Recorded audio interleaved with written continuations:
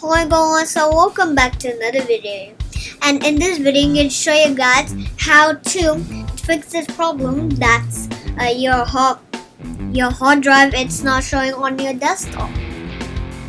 Let's get started. So first, unplug your hard drive.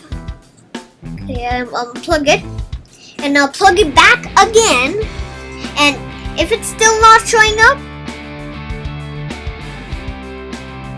yeah, as you can see, it's not showing up. So yeah, it's not showing up. So let's get started.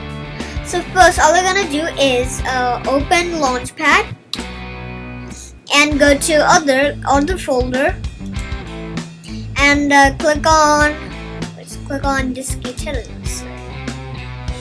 Or you can just go to Spotlight where you'll search it and will magnifying glass right here and type in Disk Utility and click on Enter and it'll show up this one. Okay, you can skip there you go. G drive is here. Wait, why is my table is bumping? Oh, the G drive found. Okay, there you go. There's G drive, as you can see. So yeah, it's very easy. Yeah. So no man. So thank you guys so much for watching all these type of videos. Like and comment, subscribe to my YouTube channel, and ring the bell to see all notifications. So bye.